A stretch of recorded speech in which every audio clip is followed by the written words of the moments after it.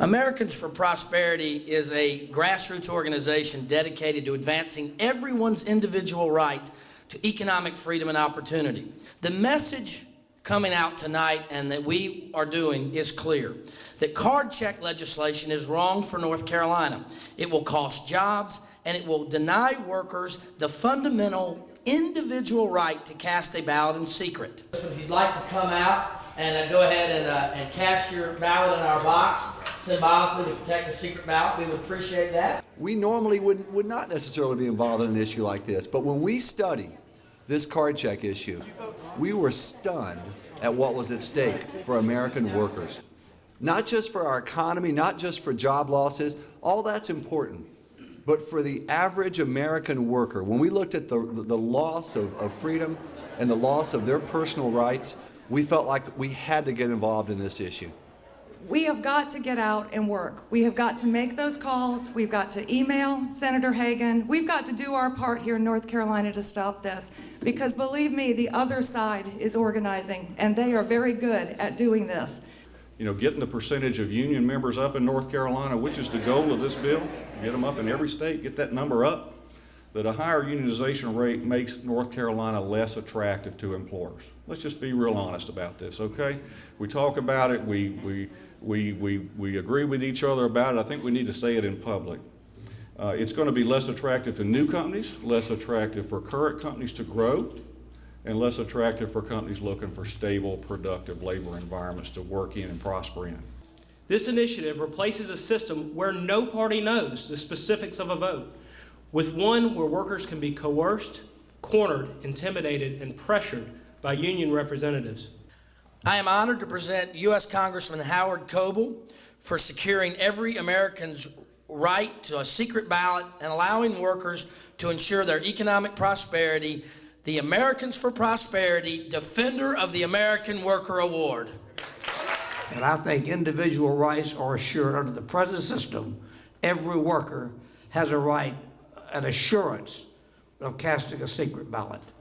And folks, another thing, no specific group or groups have a right to workers' rights. We're here this morning to announce our opposition to the, quote, Employee Free Choice Act, quote, commonly referred to as card check.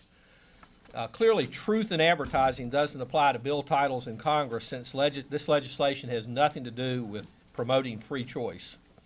This would severely warp the tenets of competition and innovation that has made our free market economy successful. Why should North Carolina level the playing field with the Northeast and the Midwest?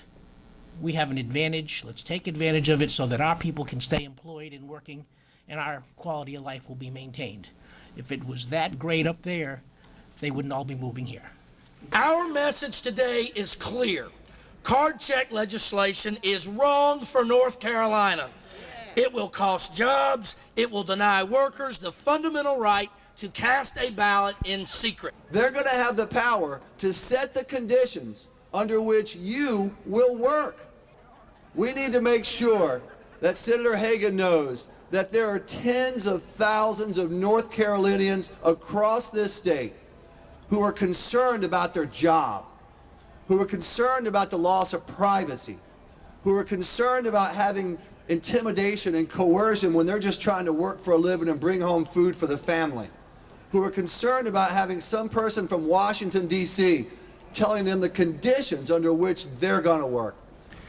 We do not need union bosses with narrow, selfish ideas and goals coming into North Carolina and creating a hostile environment that's going to make business and employee relations more difficult.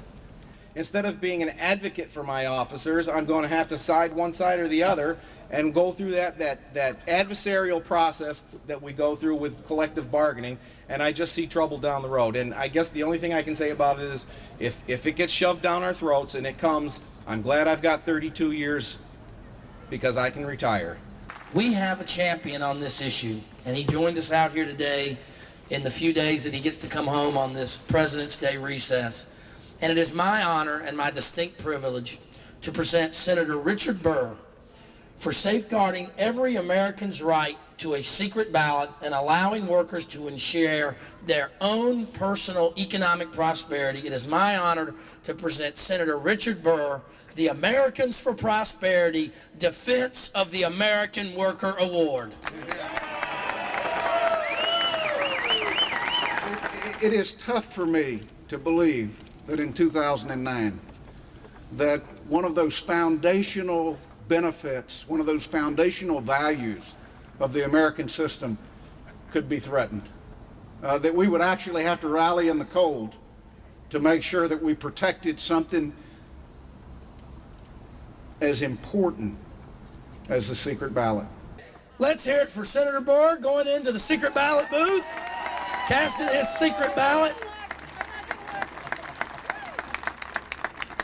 The unions had a net stranglehold on the construction business, not just for contractors like myself, but anyone who was a sole proprietor in the construction business. You couldn't work. You couldn't get no contracts or anything. Well, I was a member of a union for 10 years, and during that time I was threatened and intimidated because I worked too proficiently and I was making other union members look bad, and my belief was that an employer paid me for 8 hours a day and I would work 8 hours a day.